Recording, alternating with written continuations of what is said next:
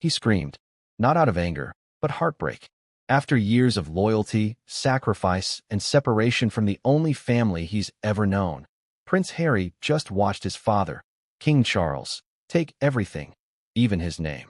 But here's the question everyone's afraid to ask. Was this justice or revenge? It started with silence. A silence so deafening that even the most seasoned royal watchers felt the weight of it. Buckingham Palace had gone dark for 48 hours. No press briefings, no photos, not even a polite no comment to the journalists who swarmed the gates like bees to honey. Then, as if the heavens themselves cracked open, the headlines exploded across every major outlet in the world. Before we continue, please hit the like button, subscribe to the channel, and turn on the notification bell for updates. King Charles officially strips Prince Harry of final royal title. It wasn't just any title, it was his last thread of identity, the only one he still held since turning his back on the royal family nearly 4 years ago. That title, long considered symbolic but deeply personal, had been a final gesture of grace, a tether between father and son, monarchy and modernity. And now it was gone, ripped from his legacy, erased from his lineage, and, perhaps most stunningly, gifted to a name almost no one outside the aristocratic circles of Sandringham would recognize: Queen Elizabeth II's great-nephew. The announcement dropped like a thunderclap on a stormless day. But the shockwaves? They were seismic. Within moments, the news ricocheted across social media, igniting a firestorm of disbelief and fierce debate. Was this Charles's final punishment? A ruthless act of retribution? Or was this simply the inevitable conclusion to a long, painful, and very public unraveling? Prince Harry, now no longer Duke of anything, was said to be in utter disbelief, a sentiment that grew into a visceral outburst behind the scenes. Palace insiders later revealed the Duke screamed in despair when he received the call from his father's secretary. Not in rage, at least not at first, but in disbelief, in a moment of pure human shock. This wasn't just a political move. This wasn't paperwork. This was personal. And here's the moment that truly caught the world off guard. It wasn't done via a call from King Charles himself. No voice, no heart, just ink and silence. In the long, fraught history of royal disputes, few moments felt as final, as emotionally raw, or as symbolically loaded as this one. After years of strained interviews, distance across oceans, explosive memoirs, Netflix specials, accusations of racism, neglect, abandonment, and more, this was the moment the bridge truly burned. And it started, some say, with a single whispered decision in the corridors of Buckingham Palace on a cloudy Monday morning. To understand how we got here, we must trace back not only the events of recent years, but the complicated dynamics between Harry and his father. Their relationship, once admired by the public as a story of a single father raising 2 boys after a devastating tragedy, had quietly fractured over time. The world saw the smiles, the affectionate pats on the back. But behind closed doors, cracks were forming long before Harry and Meghan Markle stepped away from their royal duties in 2020. Charles, a man molded by duty, restraint, and centuries of tradition, had always struggled to understand Harry's emotional intensity, his defiance of protocol, his fierce loyalty to his wife over the crown. To Charles, the monarchy was bigger than any one person. To Harry, no title was worth sacrificing peace of mind or protecting a wife he believed was under attack. So when Harry and Meghan stepped back from their senior royal roles, there was outrage, yes, but also understanding in some corners. Many expected a cooling-off period followed by reconciliation. Some even hoped for a modernized monarchy that would embrace Harry's vision. But instead, the distance widened. And with every interview, every podcast, every tell-all moment, the royal foundation trembled under the weight of what Harry was willing to reveal. King Charles, newly crowned after the death of Queen Elizabeth II, had inherited more than a throne. He'd inherited a powder keg of family scandal. The Queen's passing had left a leadership vacuum in the House of Windsor, and Charles was determined to re-establish control, no matter how brutal the decisions required. Which brings us back to the title. Once a gift, now a weapon. The title revoked from Harry had once belonged to his great-great-grandfather. It carried a rich military tradition, a tie to service, and a reflection of valor. It wasn't just a formality, it was legacy. And while no one would say it aloud in public, the internal royal consensus was clear: Someone more deserving should carry it now. Someone loyal. Someone who wouldn't use it as leverage in a podcast. Someone who wouldn't sell the crown for applause. Enter Alexander Ogilvy, the Queen's great-nephew. Young, discreet, loyal to the bone. He had never once courted the press. No scandals. No rumors. No Instagram lives from Montecito. While Harry graced red carpets in Los Angeles and hosted documentaries on mental health, Alexander remained in Britain, serving quietly, privately, and with old-fashioned honor. The contrast couldn't have been more glaring. And so, it was Alexander who received the call from the palace offering him the newly vacated title. Not with fanfare. Not with trumpets or ceremony. Just a quiet call, a nod from the crown, a silent shift in royal favor. Back in California, Harry reportedly received the news on a Thursday afternoon. Meghan had just returned from a business meeting. According to a staffer, Harry was pacing the living room when the call came in. When the words were delivered, simple, direct, cruel in their formality, he stopped moving. There was a pause. Then came the scream. It wasn't the kind of scream heard in a fight. It was the kind of scream born of realization, of knowing the final cord tying you to your history had been cut by your own blood.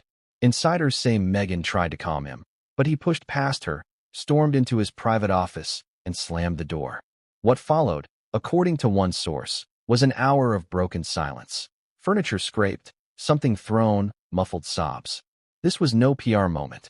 This wasn't an act. This was Harry at his rawest. The next day, when asked for comment, Harry's team simply said they had no statement at this time. But that was enough. The silence said everything. For royal historians and watchers, this was the moment they had warned about, a point of no return.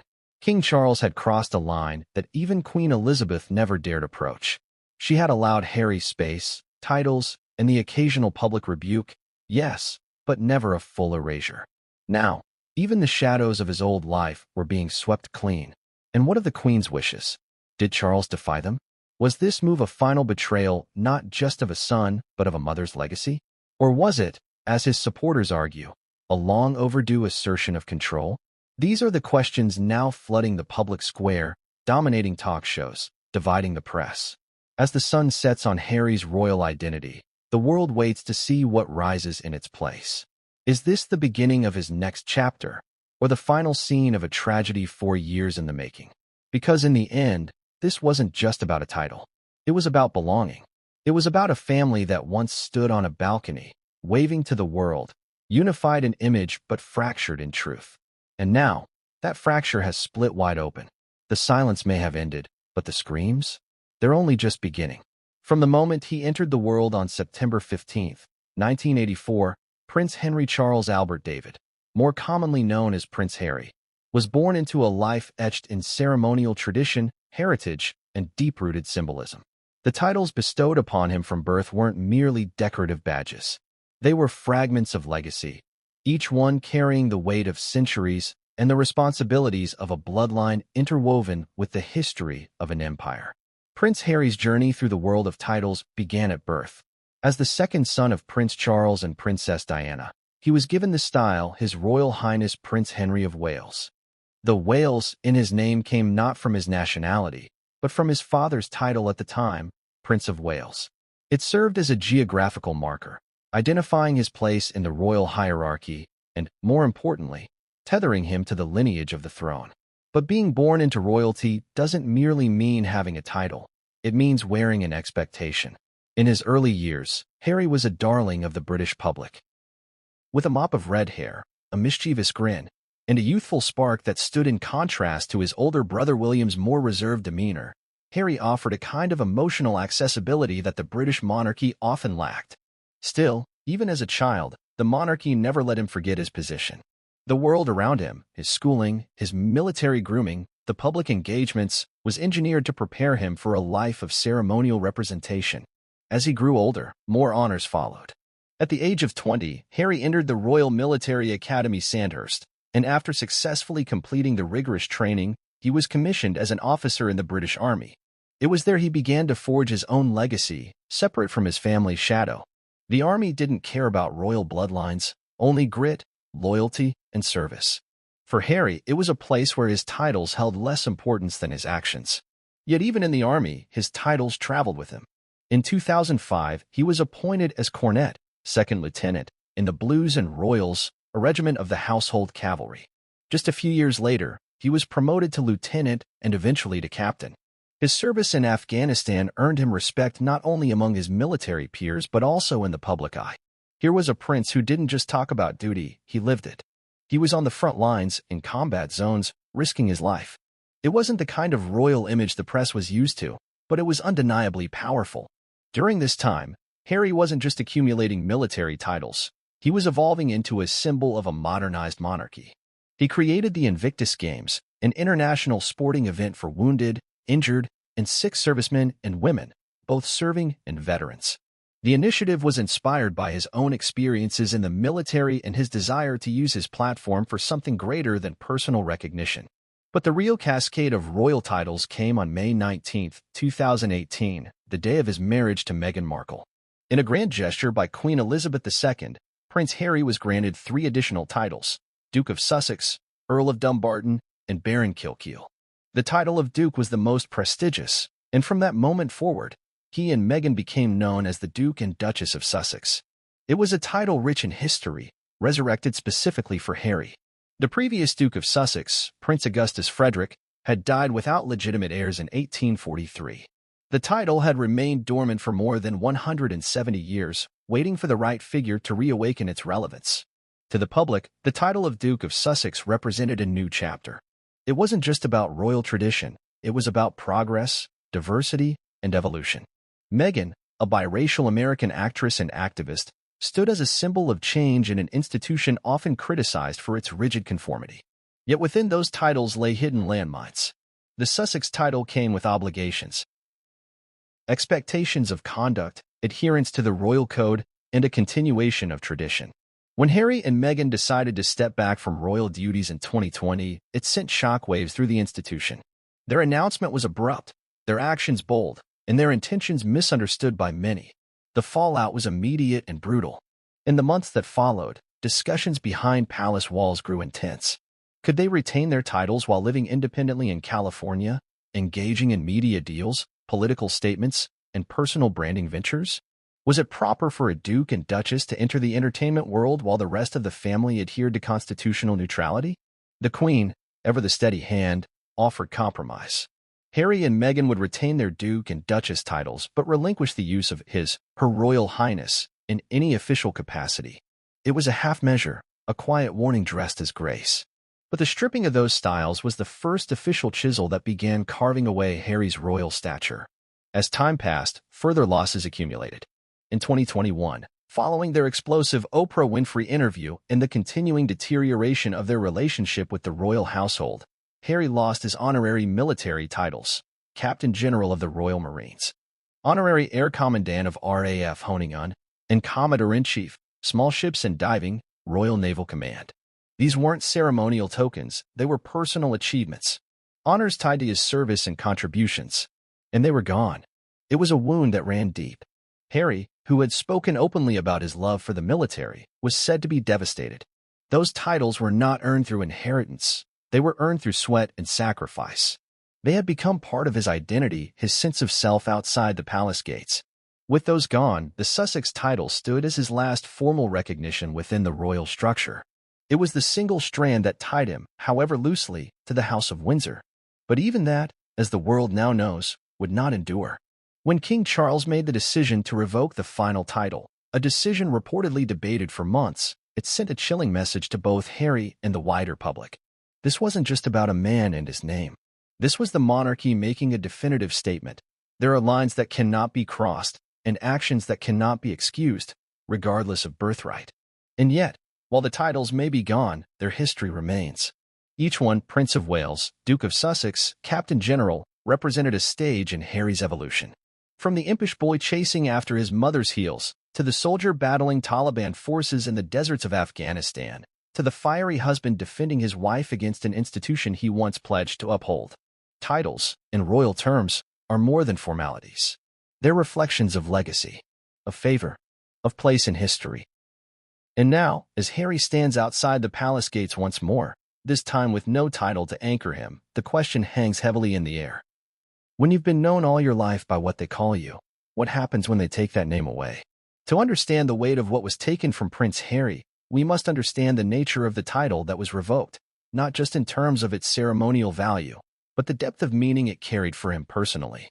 For the royal family historically, and for the public perception of what it meant to be a son of the crown. This wasn't just a name on paper or a few lines read aloud during official ceremonies. It was the final remnant of a life once lived under the suffocating, yet majestic, umbrella of royalty. The title in question was the Duke of Sussex, a title that had not been used for over 175 years until it was revived for Harry by Queen Elizabeth II on the morning of his wedding to Meghan Markle. It had once belonged to Prince Augustus Frederick, the sixth son of King George III, a man who, in many ways, bore striking similarities to Harry himself. Augustus was known for challenging royal protocol, marrying for love without royal consent, and distancing himself from the rigid traditions of court life. It was perhaps poetic, or foreboding, that Harry inherited this specific title. The Duchy of Sussex, though without an actual governing estate today, held a strong symbolic association.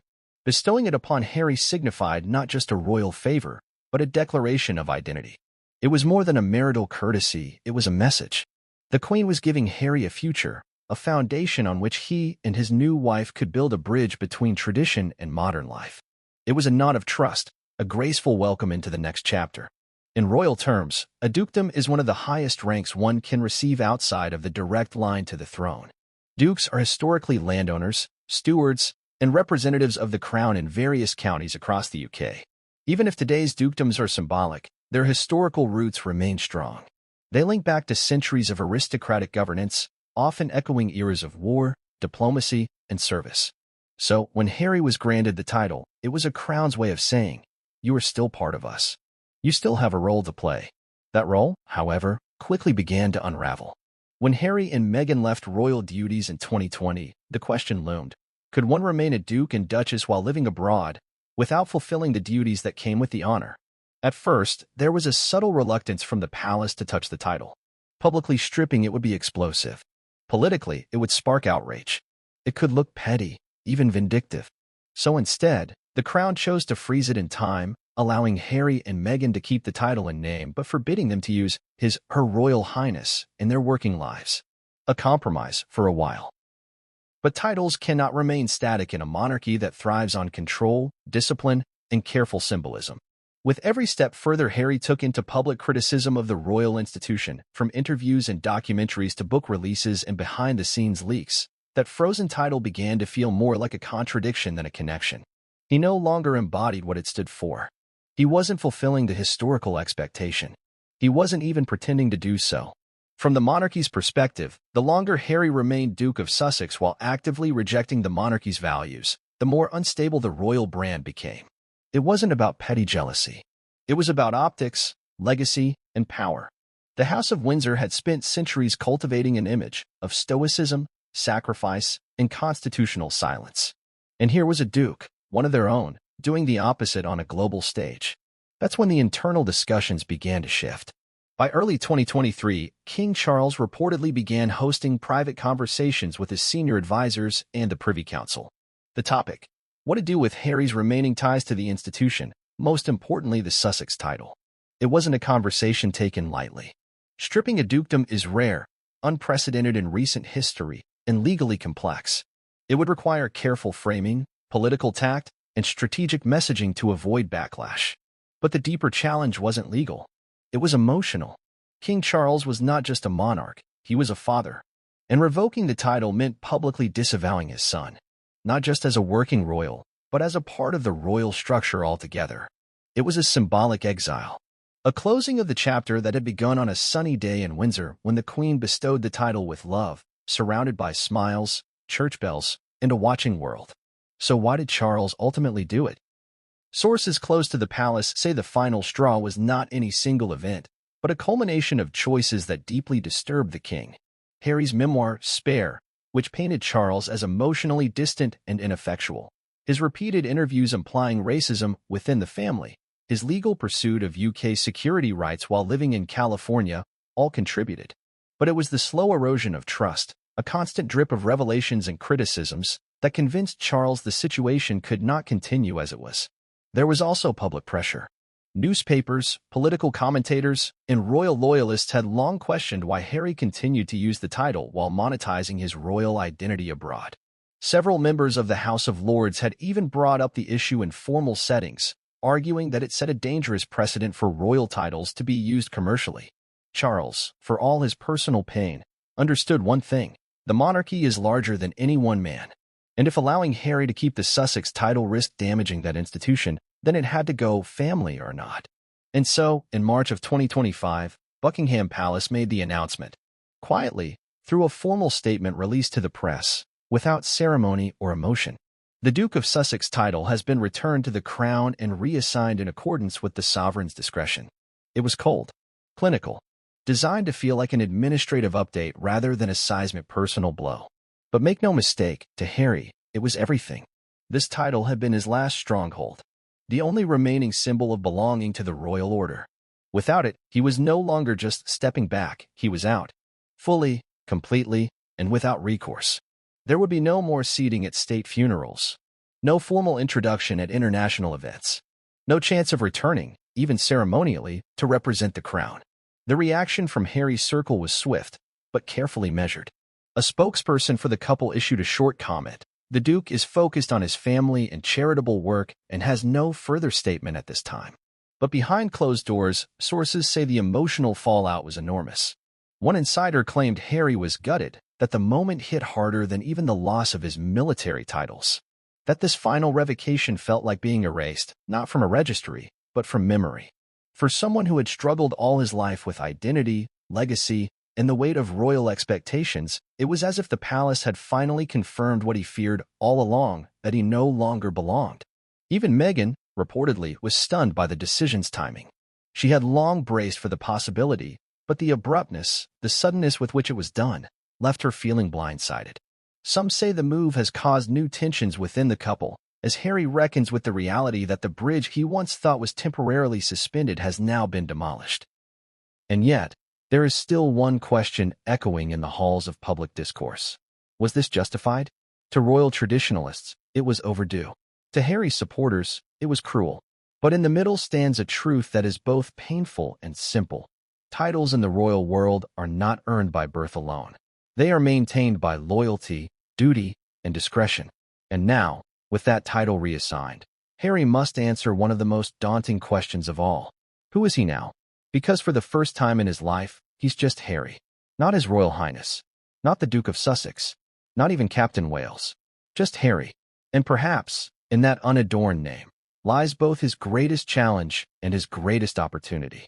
Behind the ancient limestone walls of Buckingham Palace, walls that have seen over a century of dynastic intrigue, grief, coronations, and revolutions, something was brewing. Something that would go unrecorded in official transcripts. Something that would never be televised or announced to the press. It wasn't a public ceremony. It wasn't even a scheduled event. It was an unspoken gathering, whispered into motion through private corridors and silent nods. And it would change everything. This was the meeting that would ultimately set into motion the final revocation of Prince Harry's last remaining royal title. The timing of the meeting wasn't accidental. In the weeks leading up to it, the palace had faced mounting pressure from several fronts. Parliament whispers, royal aides' frustrations, media backlash, and growing disapproval among the monarchy's inner loyalists. But what truly triggered the urgency was not any single event. Rather, it was the slow, methodical accumulation of one key thing: embarrassment. To King Charles and those closest to the monarchy's image, the continual erosion of royal dignity by one of their own had crossed a threshold. The decision to gather wasn't taken lightly. The stakes were too high, the symbolism too heavy. Royal protocol dictated that any discussion involving dukedoms and legacy titles had to go through several layers of advisement, starting with the Lord Chamberlain, the Privy Council office, and senior royal advisors. But this meeting? It was off-book. No agenda, no records, just eyes and voices. A war room of royal survival. It was held in the Lancaster Room, a seldom-used chamber in Buckingham Palace steeped in the regality of Old England, its deep burgundy drapes and wood-paneled walls absorbing the tension of the moment. Those who entered that room didn't come casually. Each was summoned, handpicked, trusted. At the center of the room sat King Charles III, his fingers pressed together, elbows resting lightly on the armrests of an antique mahogany chair. His face, hardened by years of royal endurance and public scrutiny, showed the strain of a father torn between personal blood and national duty. To his right sat Camilla, queen consort, not as a passive spectator, but as a voice of quiet steel. Camilla had become a crucial emotional and strategic pillar in Charles's reign. She had no illusions about the cracks within the family.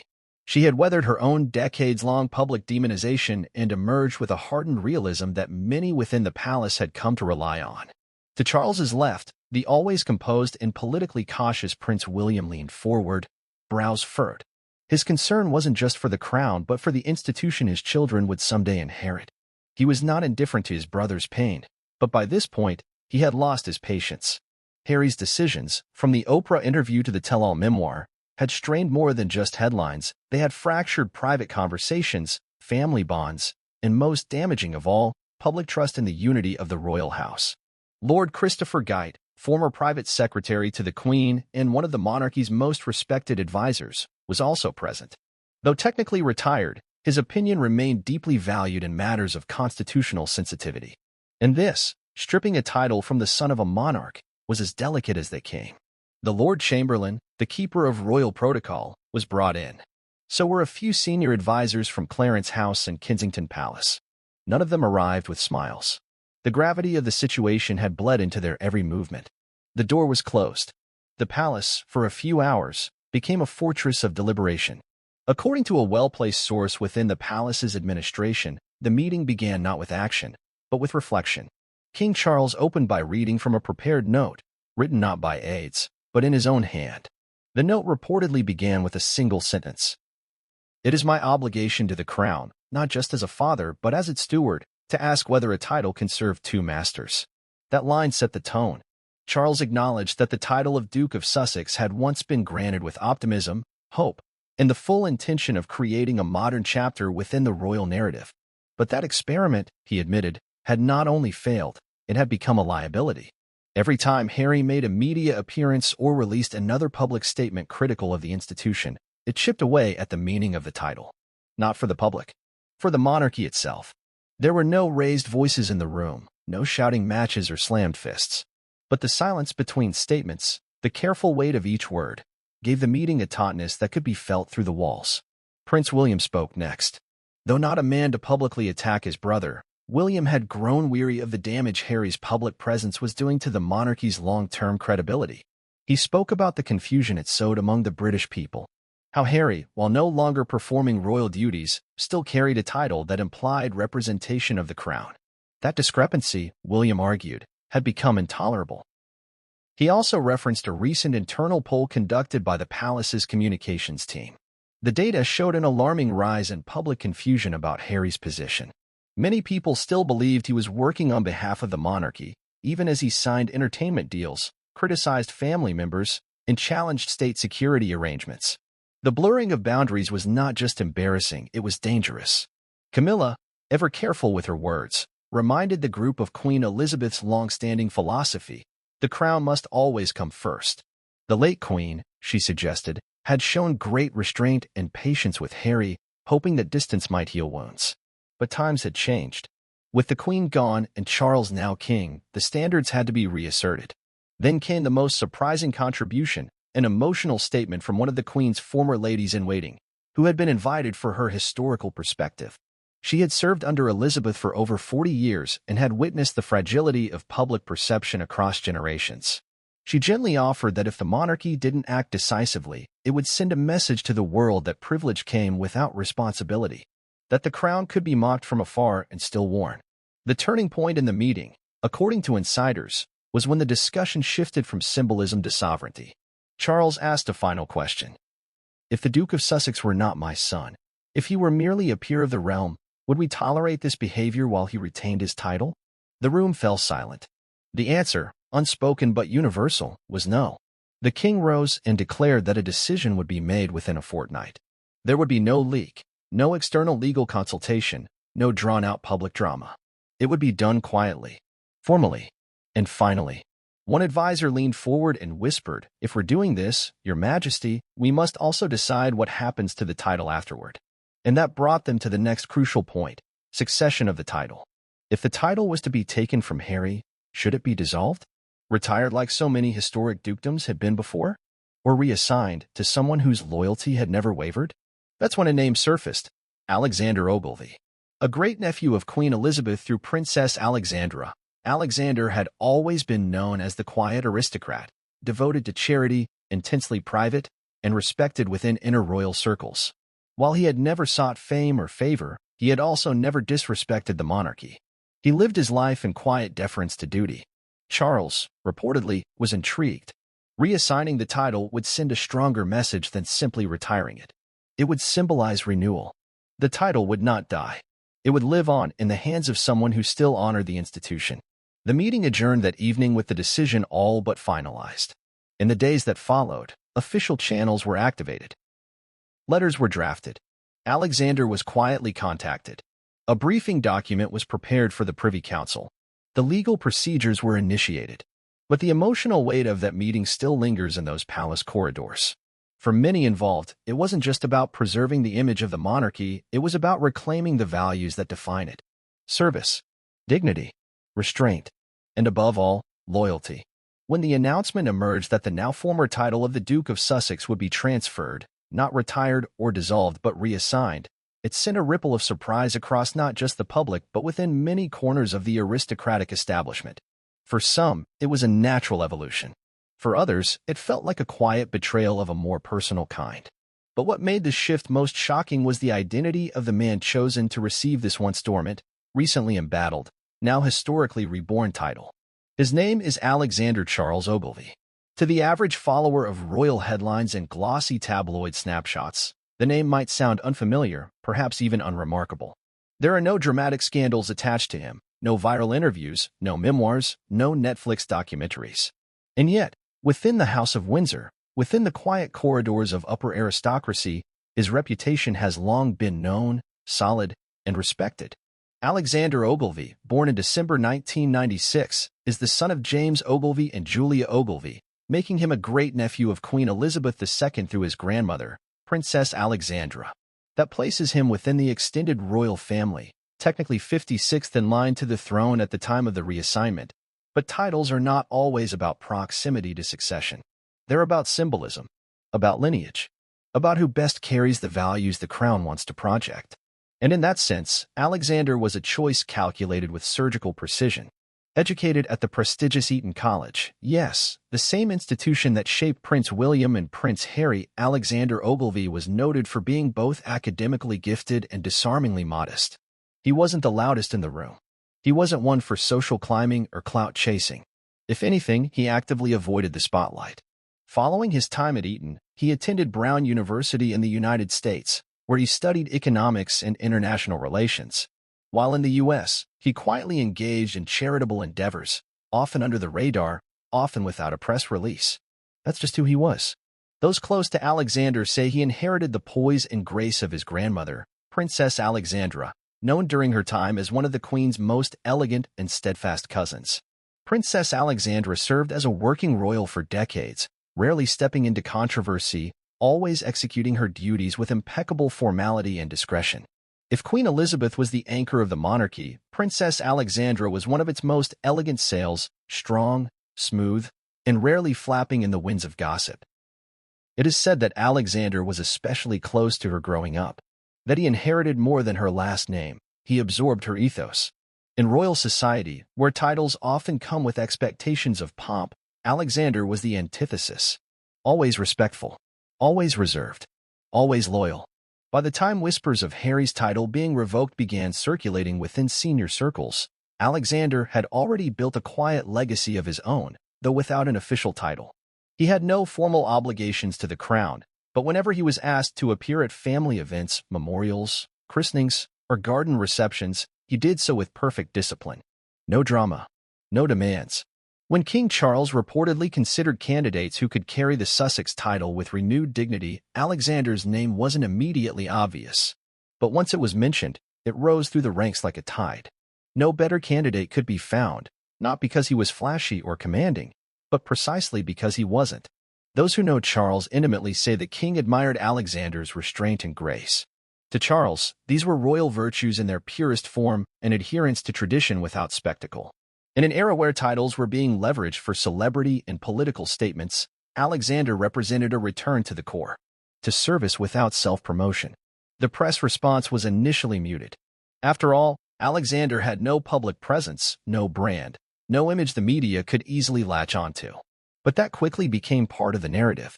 News segments began circulating with headlines asking, "Who was Alexander Ogilvy, the new Duke of Sussex?" Analysts noted how Alexander's reassignment marked not just a symbolic closure to the Harry saga, but a resurrection of traditional values, a realignment of what royal titles were supposed to represent.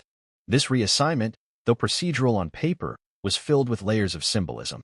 King Charles could have let the title die quietly, leaving it vacant as a sign of disapproval. Instead, he passed it on, like a torch, to someone new, someone quiet, someone loyal, someone untouched by scandal. And Alexander, despite the magnitude of the moment, offered no press conference, no statement to the media, no orchestrated photo op. Instead, a brief message was issued through Clarence House on his behalf. "It is with humility that I accept the responsibilities associated with the title granted to me by His Majesty the King. I remain committed to serving my country and honoring the traditions of the monarchy." 29 words. That's all. But those 29 words carried more weight in that moment than the hundreds of pages penned by Harry and Spare. There's something almost poetic in the contrast between Alexander and his predecessor. Where Harry's journey with the title of Duke of Sussex was fiery, emotional, and controversial, Alexander's acceptance was quiet, respectful, and untouched by narrative. He didn't need to prove he was worthy of it. His life already had.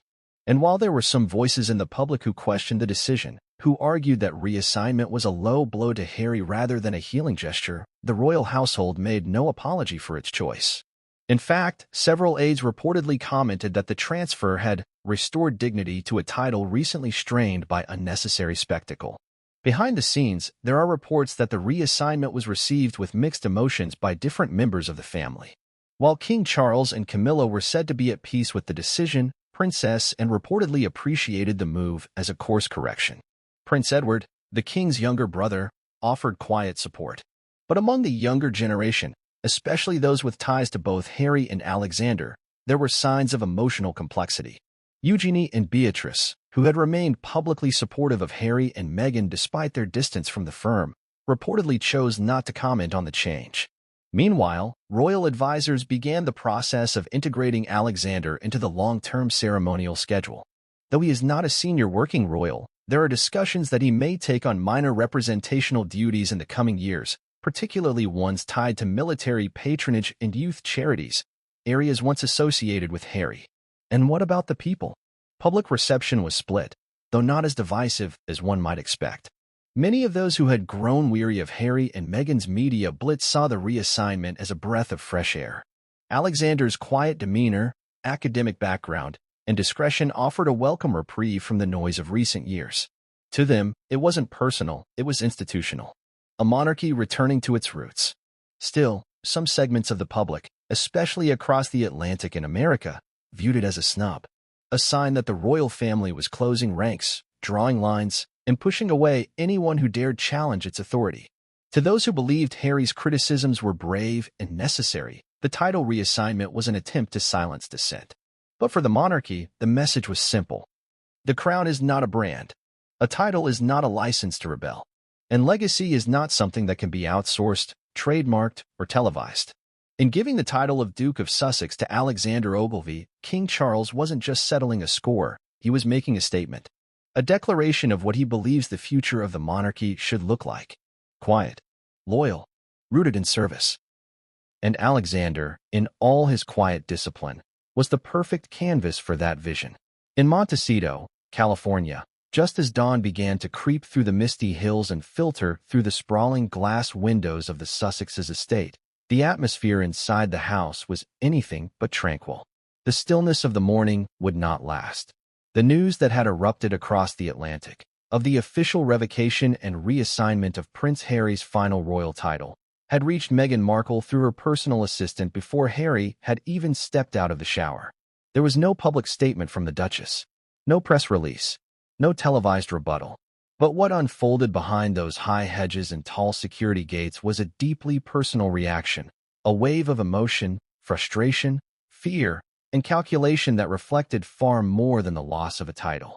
It was, according to sources close to her, a moment that cracked open the delicate balance Meghan had been working to maintain for years. Insiders say the first thing Meghan did was close the doors to the children's nursery. Not because they were awake or overheard anything. They weren't, but because she needed silence. Not the kind you get from a quiet room, but the kind you demand from the universe when your world begins to feel as though it's slipping again. She walked barefoot through the marble kitchen, phone in hand, rereading the official statement from Buckingham Palace. The Duke of Sussex title has been returned to the Crown and reassigned to Alexander Ogilvy, effective immediately. That sentence alone, according to a close friend, hit her like a punch to the gut, not because of the name Alexander Ogilvy, but because of the word returned. That word, simple, understated, suggested something had been given up willingly, as though Harry had folded, as though they had surrendered. And she knew that wasn't true. For Meghan, this wasn't just the loss of a title. It was a public confirmation that she and Harry were no longer, and would never again be, part of the royal institution in any functional or symbolic way. She had spent years trying to carve out a new role alongside Harry, something modern, something flexible, something both royal and relatable. And yet, with this single act, the palace had reminded the world that compromise had never truly been on the table. Reports from within the Sussex circle suggest Meghan initially refused to speak. For several hours, she moved through the house, clutching her phone, alternating between calm silence and anxious pacing. There were calls she could have made, lawyers, advisors, PR agents. But for once, she reportedly made none. This wasn't about spin. It was personal. Later that morning, Harry reportedly emerged from his office, where he had been on a call with his legal counsel, and the couple finally sat down together. What was said between them has remained tightly guarded, but those closest to the family describe it as one of the most emotionally raw conversations the two have had since stepping back from royal duties. One friend described Meghan as stunned but unsurprised. She always feared this would happen, the friend revealed. Not because of anything specific Harry did recently, but because the institution has never truly forgiven her. Indeed, Meghan's relationship with the royal family had been fractured from the start.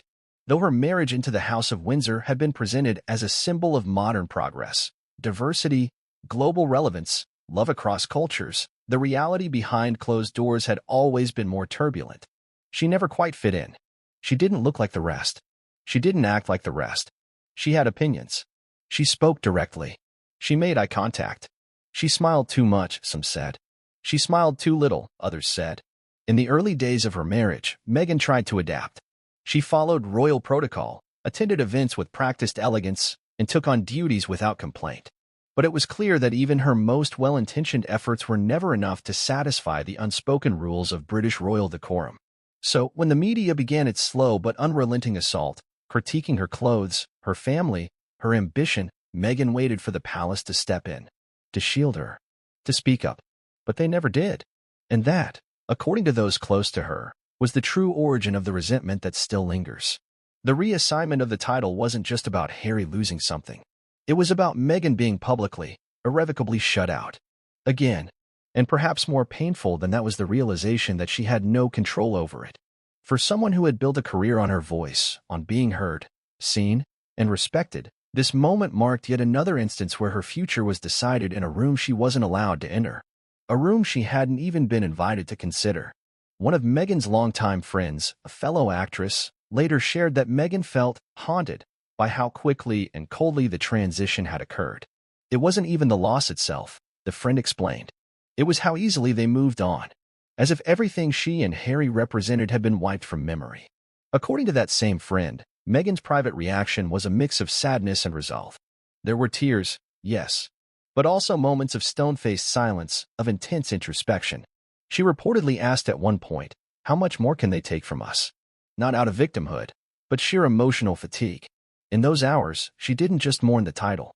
She mourned what could have been, a vision of a global royal couple bridging worlds, cultures, and ideas. That vision had been her hope, her mission. And now, it felt as though that vision had been officially buried under a new headline: Alexander Ogilvy, Duke of Sussex. Yet, through the pain, Meghan also began to plan.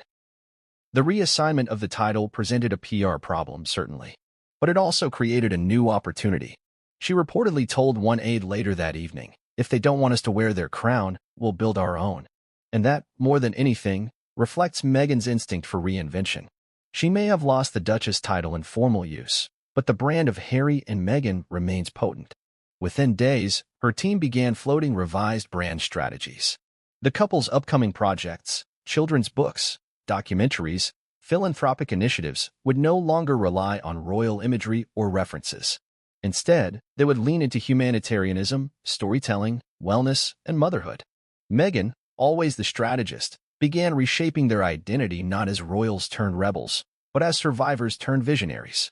Still, those close to her say the wound from this title loss will not heal easily, especially because of how it might affect their children.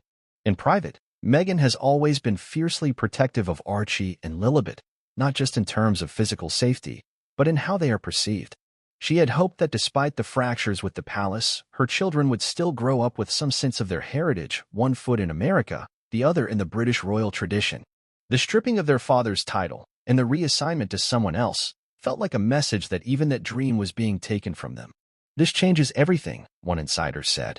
Meghan sees it now as a full rejection, not just of her, but of her children, of their name, their future within the royal fold. Yet for all the emotional turbulence, Meghan did not collapse. She did not disappear. As days passed, she became more resolute, more focused, more protective of her new narrative. Those around her described a shift, a soft but defiant strength that began to radiate. "She's heartbroken," said one confidant. "But she's not broken." In Montecito, life went on. The kids played in the yard. Calls were made. Emails were answered. Plans were restructured. And somewhere in that polished kitchen, Meghan sat with a notebook, scribbling ideas for what would come next. Because if the monarchy had chosen to redefine Harry and Meghan, Meghan had decided, once and for all, that she would not be defined by them. The moment the news officially broke, Prince Harry stripped of Duke of Sussex title, reassigned the Queen's great-nephew, a cascade of reaction began echoing across the globe. There were no trumpets to announce it, no podiums, just a series of carefully worded press releases and discreet statements filtered through select royal correspondence. But the quietness of the formal announcement only intensified the noise that followed. Almost instantly, the British media exploded. Front pages the following morning read like battlefield headlines. One major tabloid plastered, "Crown takes last jewel from Harry," while another screamed, "Sussex no more." Even traditionally reserved publications joined the fray, with headlines asking whether this represented a constitutional tightening of royal control or simply a personal retaliation wrapped in protocol. Television talk shows convened emergency royal panels. Royal commentators who had been semi-retired suddenly reappeared on air. Former palace aides, journalists, biographers, and even minor aristocrats were brought in to dissect the meaning behind every word of the official statement. By noon the day after the announcement, the BBC aired a special hour-long segment titled "The Fall of a Prince." During the broadcast, experts debated the emotional and constitutional implications. One commentator, a former press secretary to Queen Elizabeth II, made a point that would later be echoed in nearly every article and opinion piece. This wasn't just a revocation. It was a redefinition of what it means to be royal in the modern era. The monarchy drew a line. In the United Kingdom, public opinion began splitting along generational lines. Older audiences, particularly those raised on tradition and formality, expressed support for the monarchy's decision.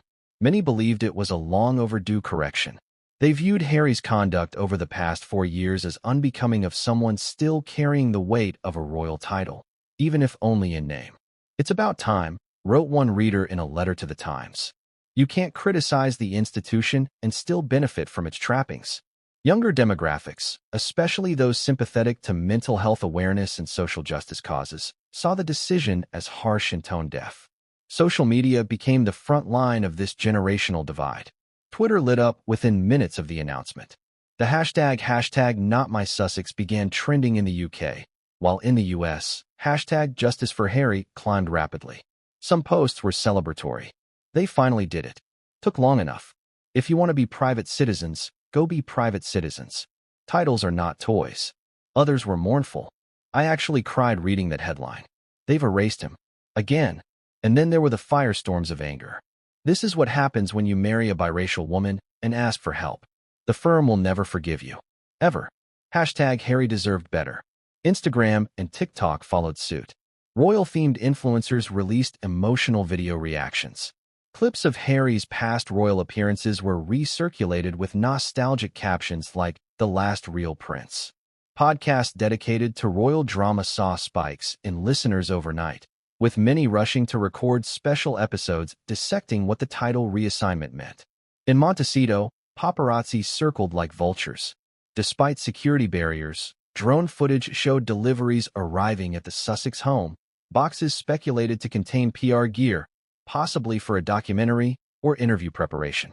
Meghan's name began trending again, both for her silence and for resurfaced clips from past interviews.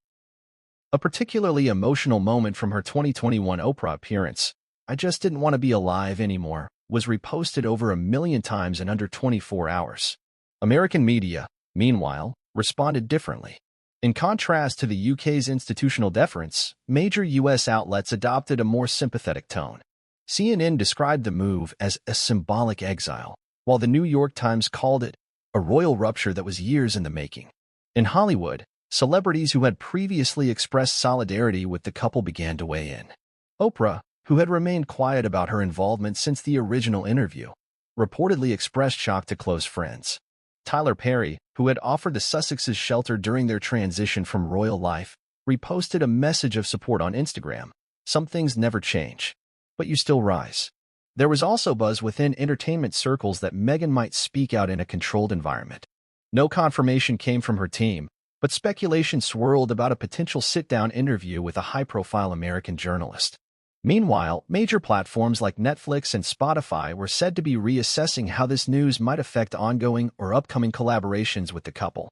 Amid the noise, voices from inside the royal family, though officially silent, were reportedly taken aback by the speed at which the news spread. Aides had underestimated how quickly public sentiment could boil over. Even senior royals were said to be surprised by the breadth of the backlash, both supportive and critical. One courtier remarked privately to a journalist, "We knew there would be a reaction, but we didn't expect an earthquake." Among the more traditional aristocracy, however, there was relief. Many old-guard royals believed that the lingering ambiguity around Harry's status had become too dangerous to ignore. One former diplomat, known for his ties to the Foreign Office and royal circles, commented anonymously, "The monarchy cannot afford contradiction. You're either in or you're out." The Sussex title had become a contradiction. There were also debates within Parliament. Though the monarchy is constitutionally separate, some MPs used the occasion to raise questions about the role of royal titles in a modern democracy. A particularly fiery speech from a Labour MP questioned whether titles should continue to be inherited at all, calling the entire system a medieval relic repackaged for streaming audiences. In the midst of this, Alexander Ogilvy, the new Duke of Sussex, remained completely silent. That silence, in fact, became a story of its own. While Harry and Meghan's every move was tracked, parsed, and judged, Alexander disappeared into his life without a word. No photos, no press conferences, no appearances. And for many, that was precisely why he had been chosen. His absence from the headlines began to stand as a quiet counterpoint to the chaos. In forums and message boards, monarchists began referring to him as the anti-celebrity duke, a figure who represented stability over spectacle. Yet for many supporters of Harry, the lack of public pushback from other royal family members felt like betrayal. Questions were raised. Why didn't Prince William defend his brother? Why didn't Charles issue a more compassionate statement? Why didn't anyone speak up? The silence was deafening. Perhaps the most emotionally charged response came not from the press or politicians, but from the public's private expressions. Letters, emails, flowers delivered to Montecito, a plain banner over Los Angeles reading, "We stand with you, Harry." Thousands of people posted stories of how Harry and Meghan had inspired them to seek therapy, to speak up about workplace discrimination, to question societal norms. One viral post read, "He gave up a palace to protect his family, and now they've taken the last thing he had left." It became clear that this wasn't just about a title. It was about identity, belonging, legacy. It was about what it means to walk away from tradition and how far the institution will go to make sure you never come back. Amidst the chaos, Buckingham Palace remained tight-lipped. No further comment. No clarifications. No softening. The reassignment stood. The chapter had been closed. And so, while the press kept spinning, while comment sections boiled over, and while the world moved on to the next scandal, the reality remained stark. Prince Harry was no longer the Duke of Sussex, and the world would never see him the same way again. The cameras weren't meant to catch it. Not really. It was supposed to be a controlled setting, a sit-down interview about Harry's ongoing mental health advocacy work, timed to coincide with the anniversary of his Invictus Games Foundation. The producers had promised a light, respectful tone. The host was someone Harry had known for years. The environment was meant to be calm, safe, and Harry had arrived at the small Los Angeles studio with little fanfare. Dressed casually in a navy pullover and dark jeans, he looked every bit the redefined, post-royal figure he'd sought to become. He shook hands, exchanged greetings with the crew, even joked with the makeup artist who nervously asked if she could touch up his, "Oh, sorry," Harry's cheek. He smiled, politely, but his eyes were hollow. There was tension in his jawline, a stiffness to his movements that hadn't been there before. It had only been 4 days since the official announcement from Buckingham Palace. For days since his last title, the Duke of Sussex, had been quietly stripped and passed on to someone else. For days since the headlines buried his former identity beneath a flood of celebratory profiles about the Queen's great-nephew, Alexander Ogilvy. Harry hadn't spoken publicly since. Until this moment. The interview began with familiar ground. The host asked about the Invictus Games, Harry's passion for veterans, his work with mental health awareness. His responses were measured, clear, and compassionate, but each sentence carried an undertone of exhaustion. He blinked often. His eyes wandered when asked questions about legacy. It was clear that he was present physically, but emotionally on a tightrope. And then came the question. It was intended as a transition, a bridge from the topic of veterans to the broader issue of identity. "How have recent changes in your personal life," the host asked gently, "shaped how you view your place in the world today, especially as someone who has moved between two very different versions of public service, first as a royal, now as a civilian advocate?" For a few seconds, Harry sat in silence. Then he began to speak, but the voice that came out was barely above a whisper.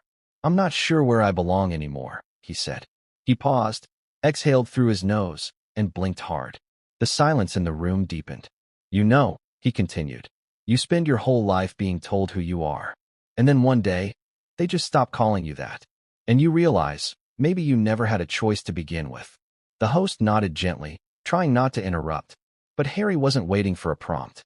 Something inside him had already cracked open. "I've been stripped of every title, every uniform, every tradition I once believed in. And I'm not saying I didn't contribute to that. I did. I made choices. I spoke out. I defended my wife. I protected my children. But I never thought they'd erase me for it." His voice trembled. "That title wasn't just a name.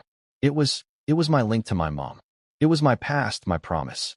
When she died, I held on to that identity because it made me feel like I still had a place in the world. Now I look at the man they gave it to, Alexander, and I don't blame him. He's probably a good man. But I just wish someone had looked me in the eye and told me it was over. Not like this."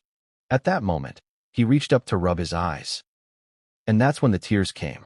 Real, unfiltered, tears that blurred the polished image he'd spent so long curating. He leaned forward, elbows on his knees, hands pressed together, and let the emotion flood through him. "I miss her," he said suddenly, eyes down. The host hesitated, then softly asked, "Your mother?" He nodded. "She would have never let this happen." And with that sentence, the dam broke. What followed was a torrent of vulnerability. Not anger, not theatrics, just pain. Pain that had been buried beneath years of royal protocols, media training, and palace-approved statements. Pain that stretched back to that Paris tunnel. Pain that had been amplified by marriage, fatherhood, and the slow, agonizing disconnection from his birthright. He didn't blame Charles directly, at least not by name. But the implication was clear. "They talk about duty," he said. "But where was duty when we were suffering? When we asked for help? When we said the press was destroying us? When Meghan cried on the floor while pregnant and nobody came?" Another tear. They stripped everything away. And for what? For speaking the truth. At one point, the host offered to pause the interview, but Harry shook his head. He wanted to finish. Or rather, he needed to finish.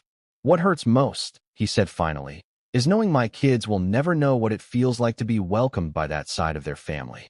To be embraced. To be called a Windsor and have it mean something. That's been taken from them now." He looked directly into the camera. "And I don't know if I'll ever forgive them for that." Those words would never make the final broadcast. At least, they weren't meant to. But a studio tech, unaware that the cameras had continued recording during the off-air portion, saved the footage out of habit. Within 48 hours, someone leaked it to an independent journalist with a reputation for breaking royal exclusives. Within days, clips from the interview went viral. The moment Harry wiped his tears, the sentence about his mother, the haunting phrase, "I don't know where I belong anymore." Public reaction was swift and emotional. Some sympathized deeply. "This is the first time I've seen him truly break," wrote one viewer, "and my heart aches for him." Others called the breakdown calculated, suggesting it was a strategic move to garner sympathy. But the majority saw something else entirely. They saw a man grieving, not just for a mother, or a family, or a country, but for a version of himself that had finally disappeared. In the weeks that followed, think pieces flooded every corner of the internet. Psychologists analyzed the clip. Body language experts dissected his posture. Historians compared the fallout to past royal exiles, from Edward VIII to Princess Diana. But no one could deny the truth of what they saw. Harry, once the wild child turned war hero turned modern royal, had finally reached the end of a path he'd never chosen but always tried to walk with dignity.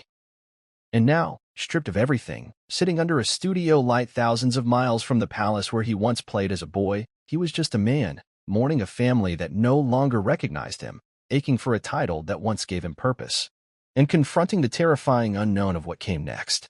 When the decision to revoke Prince Harry's final royal title was formally released to the public, it came not through a speech, not via an interview, and not even in a heartfelt letter penned from father to son.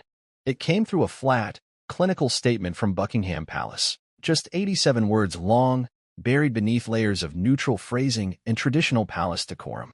To the public, it read as a typical royal communication, brief, formal, and emotionless. But to those who knew the long and painful history between King Charles and his youngest son, it was like a thunderclap of detachment. No reference to Harry by name. No reflection on his decades of service, his military career, or his humanitarian work. No mention of the weight of this decision or the familial pain underlying it. Just the facts. The statement was released at 8 a.m. London time on a Monday, timed with precision. By 8:10, every major news outlet had it on their front page. And by noon, analysts were already dissecting every syllable for what was said, and more crucially, what wasn't. Buckingham Palace wrote, "His Majesty the King, in line with discussions held within the royal household and upon recommendation from the Privy Council, has approved the reassignment of the Dukedom of Sussex. This measure reflects the Crown's ongoing commitment to service and tradition and has been made in accordance with constitutional precedent. The title has been conferred upon Mr. Alexander Ogilvy, with immediate effect." That was it. No context. No warmth. No nod to the years Harry bore the title. No gratitude. Not even a formal farewell. And the silence that followed from the king himself? Deafening. There was no supplementary address. No clip of the king speaking to his subjects. No candid response during a walkabout or appearance. He simply carried on with his scheduled events, a visit to a garden restoration project in the north of England, where he was seen smiling, shaking hands, and talking about climate change. The press were allowed to cover the event, but were specifically instructed not to ask questions about the Sussex title reassignment. The king remained unavailable for comment. This was not just protocol. This was strategy. And it spoke volumes. For King Charles, whose entire life has been steeped in the art of regal restraint, emotions are not to be aired publicly. He has, for decades, communicated in half-phrases, nods, and press-filtered messages. Yet those who have watched his evolution from heir to sovereign say his cold silence on this matter wasn't just reserved, it was deliberate. According to palace insiders, Charles believed that any public comment on Harry's title would only inflame the situation. He had learned from experience. Every time he attempted to strike a conciliatory tone with Harry in public, it was often followed by another interview, another bombshell, Another open wound exposed in the court of public opinion. One senior aide revealed anonymously, the king's approach was clear: do it cleanly, do it legally, and do it without sentiment. He doesn't want a media war. He wants finality. But many watching from the outside didn't see professionalism. They saw abandonment. The contrast with how the Queen might have handled such a moment was impossible to ignore. Queen Elizabeth II, even at her most reserved, had always shown a motherly care in her messaging. When Harry and Meghan first stepped back from royal duties in 2020, it was the Queen herself who issued a personal statement, expressing sadness, love, and hope that they would always remain a cherished part of the family. Charles's statement, by comparison, felt like a signature on a termination notice. And the emotional divide didn't stop there. Critics of the monarchy pointed to the king's perceived hypocrisy. Here was a man who had once begged the British public to accept his marriage to Camilla, a woman long regarded as the third figure in his marriage to Princess Diana, now denying that same flexibility to his own son. A man who had asked for understanding in the face of scandal, now shutting down his son with surgical coldness. It's stunning, said one royal historian. For a family that claims to be about unity and reconciliation, they have executed this with the grace of a boardroom firing. Supporters of Charles, however, pushed back. They argued that the king had no choice. That Harry's repeated public criticisms of the royal family, calling them out for alleged racism, mental health negligence, and bureaucratic cruelty, left Charles with little room for leniency. They claimed that the crown cannot coexist with those who undermine it, no matter the personal cost. One royal correspondent noted, "This isn't about punishment. It's about preservation. The king's role is not to be a father first. It's to be the guardian of the institution." And he chose his duty. Still, there were signs that the decision had not come without personal anguish. According to reports, Charles struggled for months over the revocation. One source close to the palace claimed the king spent nights pacing his study in Clarence House, torn between the public need for action and the private guilt of what it would mean to his youngest son. In one unconfirmed account, Charles allegedly told a confidant, "He was my shadow as a child. Always behind me. Always laughing. I never thought I'd have to be the one to close the door." But that quote never made it into any statement. It never appeared in print. Instead, what the world saw was a monarch unmoved, stoic, and clinical in the severing of the last symbolic tie between himself and his son. And in a way, that's what made it all the more haunting. There was a moment, just days after the announcement, when Charles was seen arriving at a church service. A reporter, standing behind the crowd, called out, "Your Majesty, any word on Harry?" The king paused, looked ahead, smiled politely, and kept walking. To many, it was just another moment in a long career of disciplined public appearances. But to those who knew the context, it was something else entirely. It was confirmation. Confirmation that the king had chosen silence, that he had embraced the finality of the decision, that there would be no apology, no letter, no private call, just the cold mechanics of monarchy. And so the world was left to read between the lines. Royal watchers and analysts debated whether this silence was temporary or permanent. Would there be a moment of reconciliation years from now? Would Charles ever acknowledge the emotional fallout? Would Harry ever receive another title or even a place within the fold? No one knew, because the king wasn't saying anything.